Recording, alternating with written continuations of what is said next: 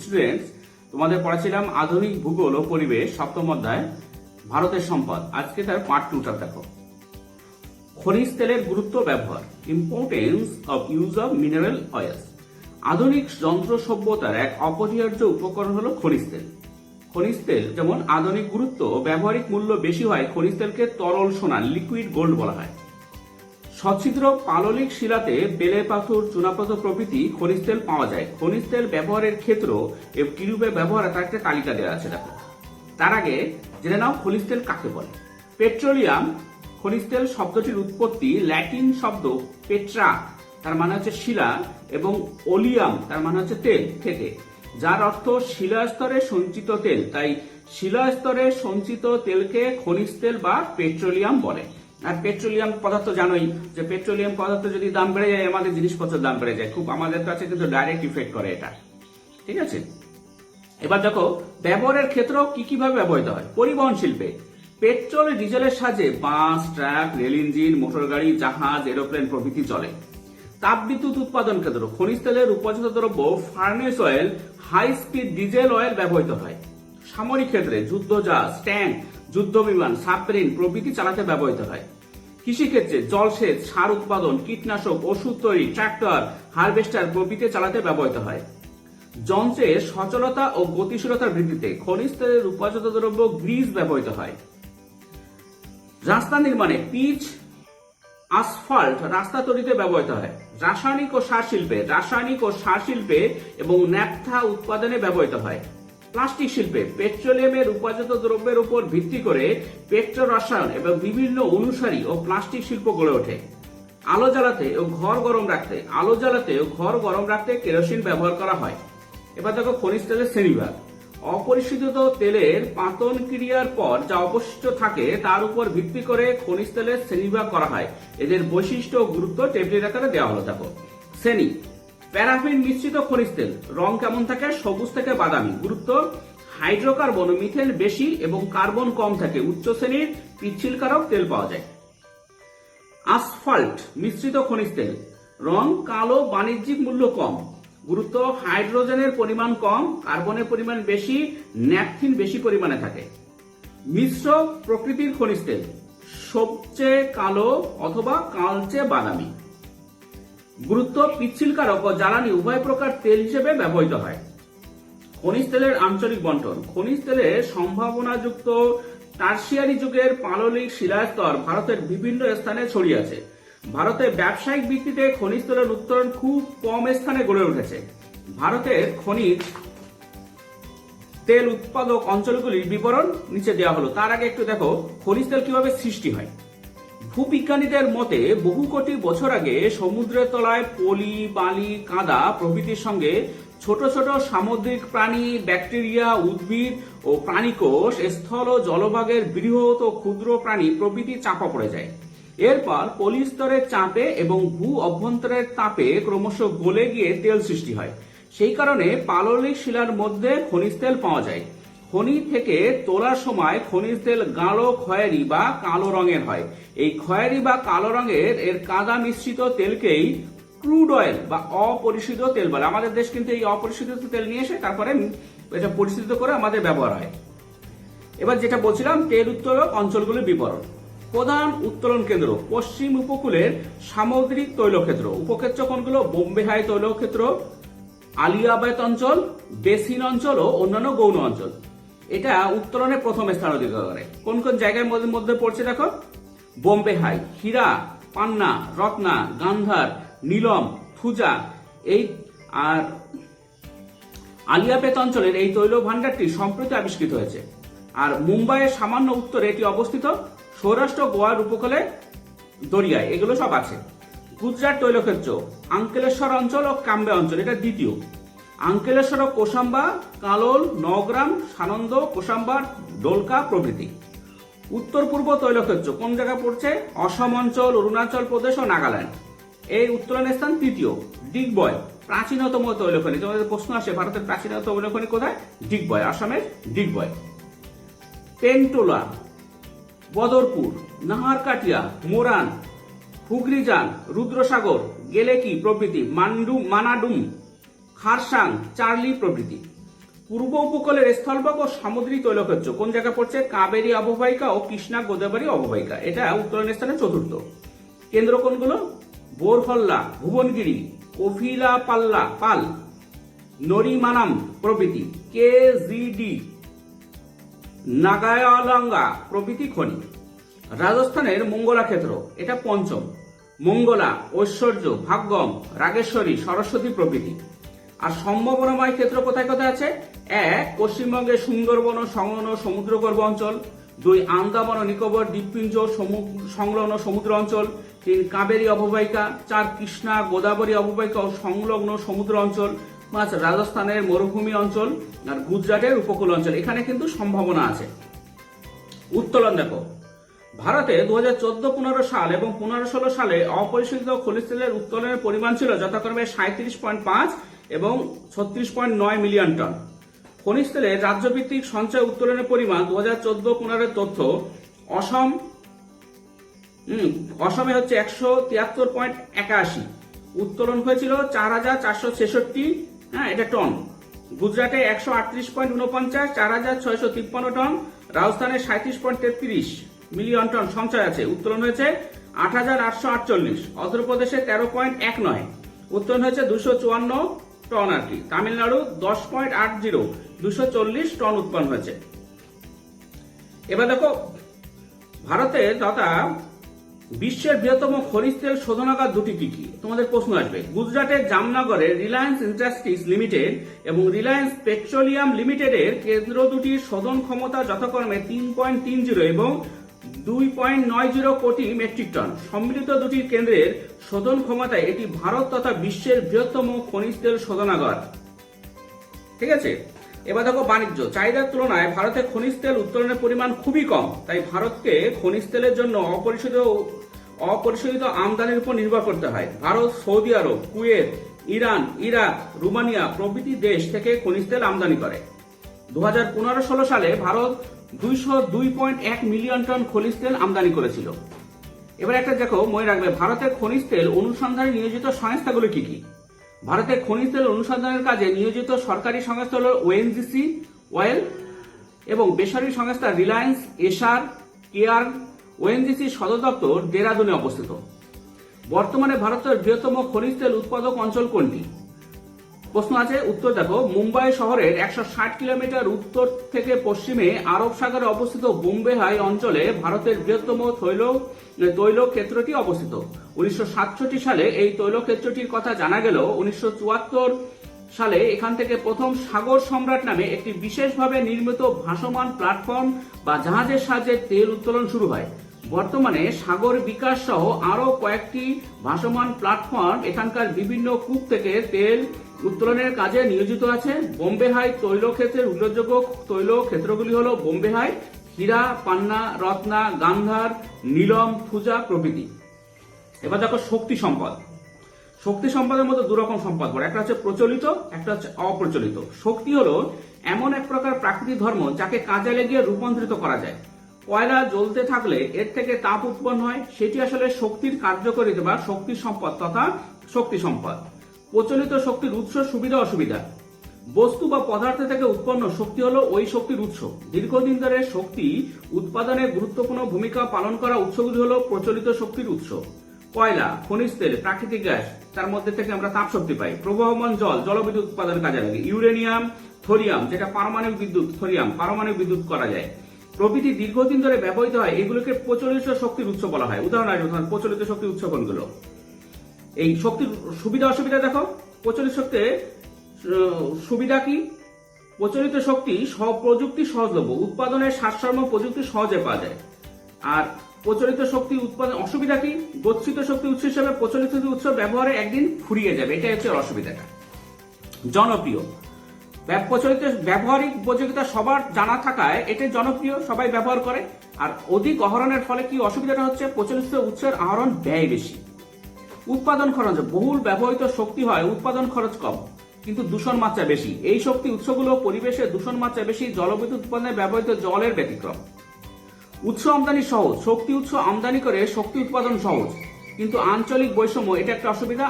প্রচলিত শক্তি উৎস আঞ্চলিক বৈষম্য সৃষ্টি করে। অধিক ও দ্রুত শক্তি উৎপাদন, দ্রুত ও পরিমাণে বেশি শক্তি উৎপাদন সম্ভব প্রচলিত শক্তির ক্ষেত্রে, কিন্তু অসুবিধাটা কি আছে? প্রযুক্তির অভাবযুক্ত দেশে প্রচলিত শক্তির অনুসন্ধান উত্তোলন প্রায় সম্ভবই নয়।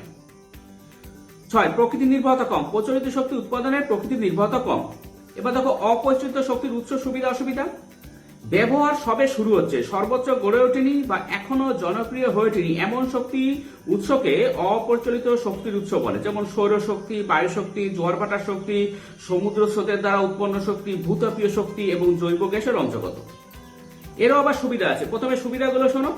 প্রচলিত শক্তির সুবিধা কি? অফুরন্ত, এই শক্তির উৎস কখনোই ফুরিয়ে যায় না।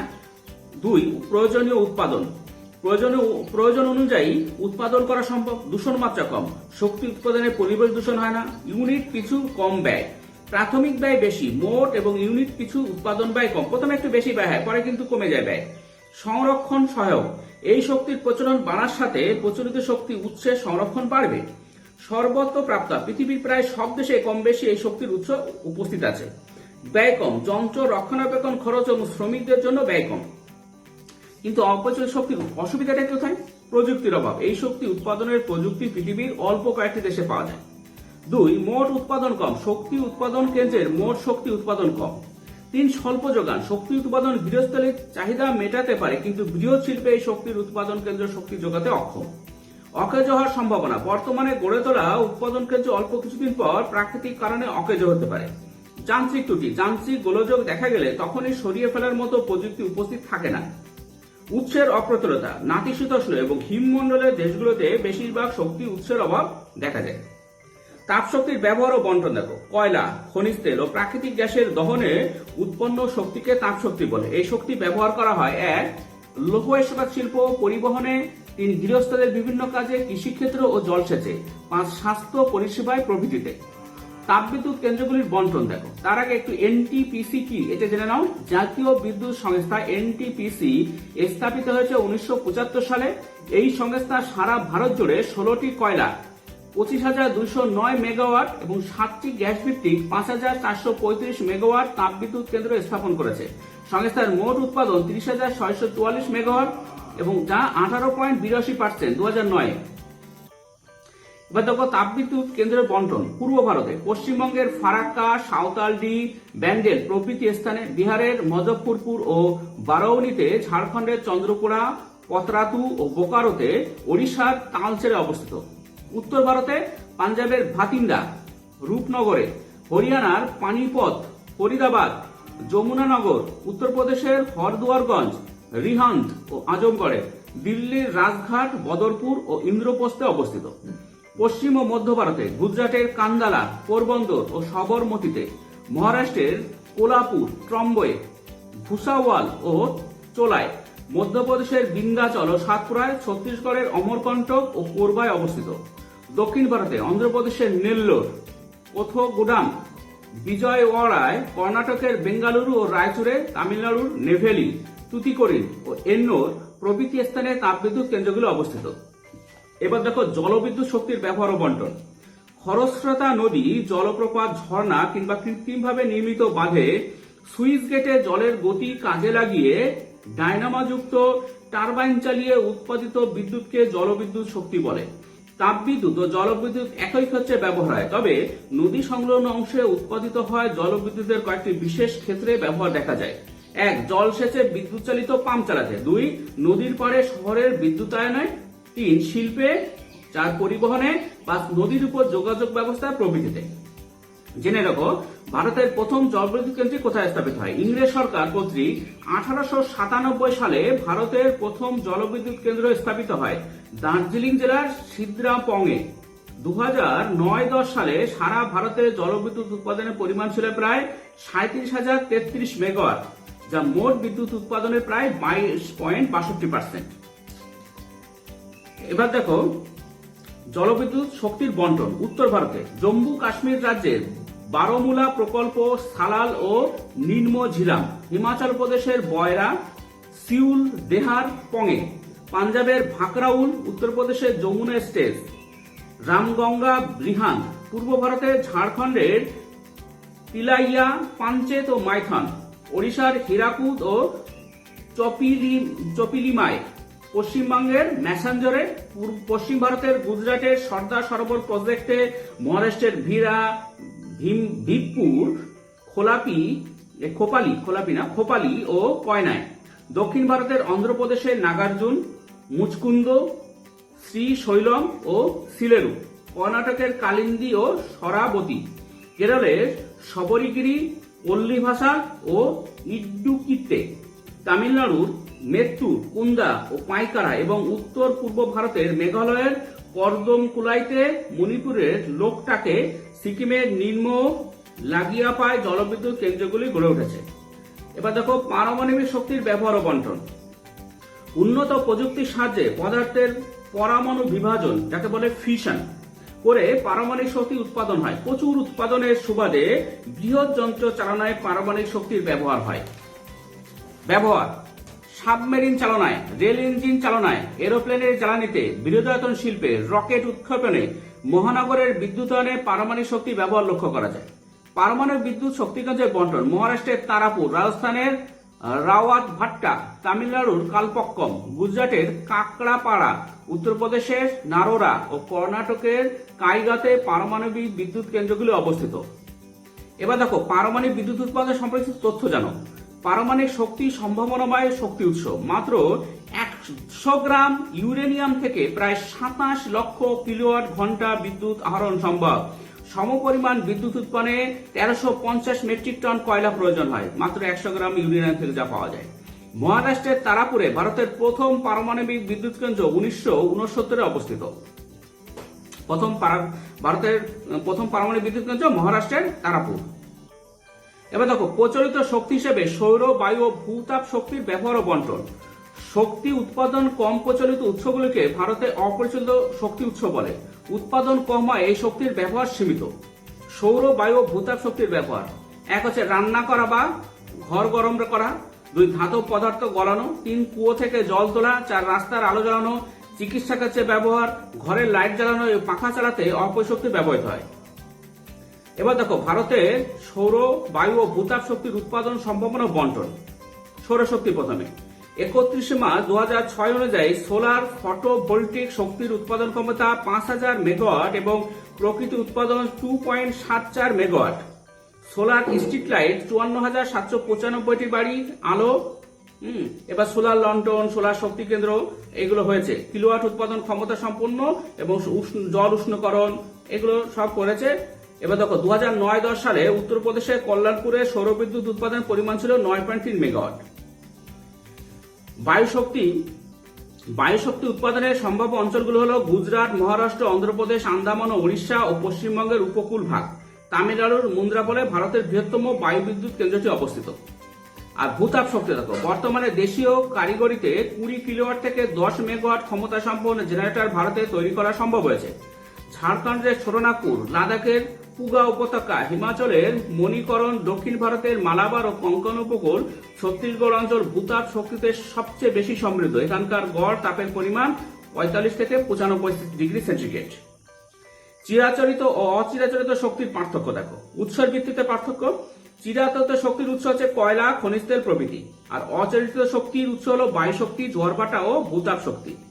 ব্যবহারের দিক থেকে দেখো পৃথিবীর সকল দেশে চিরাচরিত শক্তি ব্যবহার করা হয়, আর অচিরাচরিত শক্তি কারিগরি বিদ্যায় উন্নত দেশগুলোতে ব্যবহার বেশি। চিরাচরিত শক্তি এই শক্তির উৎপাদন বেশি, উৎপাদন ব্যয় বেশি। অচিরাচরিত শক্তি এই উৎপাদন ব্যয় কম। চিরাচরিত শক্তির সম্ভাবনা: চিরাচরিত শক্তির ভান্ডার সীমিত, এগুলো ফুরিয়ে যাওয়ার সম্ভাবনা আছে, ফুরিয়ে গেলে আর পাওয়া যাবে না। কিন্তু অচিরাচরিত শক্তির পুনর্ভব, আবার পেয়ে যাব, ভবিষ্যতে শক্তি ফুরিয়ে যাওয়ার সম্ভাবনাও নেই। দূষণের দিক থেকে চিরাচরিত শক্তি উৎপাদন পরিবেশে ভীষণভাবে দূষিত করে, কিন্তু অচিরাচরিত শক্তি এই শক্তির উৎপাদনের পরিবেশ দূষিতের সম্ভাবনা প্রায় নেই বললেই চলে। এবার দেখো একটা যা পড়ালাম 1 নজরে 7ম অধ্যায়, এই প্রশ্নগুলো, এটা বিভিন্ন রকম প্রশ্ন আছে, এইগুলো তোমাদের অনেক সুবিধা করবে। দেখো মন দিয়ে শোনো। সম্পদ স্বাস্থ্যকর E.W. জিমারম্যান তার the world resource and industries, কি বইটার নাম the world resource and industries বইতে 1951 সালে বস্তু বা পদার্থ নয়, বস্তু বা পদার্থের কাজ করার শক্তি মানুষের অভাব মোচনের ক্ষমতাকে সম্পদ আখ্যা দিয়েছেন। 1992 বসুন্ধরা সম্মেলনে সম্পদ হওয়ার জন্য জীবমণ্ডলের সংরক্ষণ সুনিশ্চিত করার কথা বলা হয়েছে। প্রকৃতি, মানুষ ও সংস্কৃতিকে সম্পদ সৃষ্টির উপাদান বলে। মানুষের জ্ঞানকে সম্পদের প্রকৃত জননী বলা হয়। উপযোগিতা ও অবমোচনের ক্ষমতা আবিষ্কৃত হয়নি এমন বস্তুগুলোকে নিরপেক্ষ বস্তু বলে। রবার গাছের আঠা একসময় নিরপেক্ষ বস্তু ছিল। চার্লস গুডিয়ার রাবার ভালকানাইজেশন আবিষ্কারের পর রাবার গাছের আঠা সম্পদে পরিণত হয়। বন্টন অনুসারে সম্পদের শ্রেণীবিভাগের নাম ও উদাহরণ: বিকশিত সম্পদ জাপানের জলবিদ্যুৎ, সম্ভাব্য সম্পদ আফ্রিকার জলবিদ্যুৎ, সর্বোচ্চ লভ্য সম্পদ সূর্যগ্রহণ, সহজলভ্য সম্পদ বাতাস, দুষ্প্রাপ্য সম্পদ হচ্ছে ক্রায়োলাইট, খুব দুষ্প্রাপ্য ক্রায়োলাইট। সম্পদের গুণগত ও পরিমাণগত হ্রাসে সৃষ্ট সমস্যাকে সম্পদ সংকট বলে। দীর্ঘস্থায়ী উন্নয়নের লক্ষ্যে সম্পদের উপযুক্ত বিজ্ঞান সম্পদ ব্যবহারকে সম্পদ সংরক্ষণ বলে। নিষ্কাশনের সময় লোহা থেকে পাওয়া অপদ্রব্যকে ধাতু মল বলে। উন্নত মানের হেমাটাইট ও ম্যাগনেটাইট গলিয়ে পাওয়া টুকরো লোহাখণ্ডকে স্পঞ্জ লোহা বলে। বৈদ্যুতিক চুল্লিতে লোহার সাথে ক্রোমিয়াম, ট্যাংস্টেন প্রভৃতি মূল্যবান ধাতু মিশিয়ে অত্যন্ত কঠিন ইস্পাত প্রস্তুতকে সংকর ইস্পাত বলে। আকরিক লোহা উত্তোলনে ভারত বিশ্বের চতুর্থ। রাজ্যগুলির মধ্যে ভারতে ওড়িশা আকরিক লোহা উত্তোলনে প্রথম। বহুবিধ ব্যবহারের জন্য কয়লাকে কালো হীরা বা ব্ল্যাক ডায়মন্ড বলা হয়।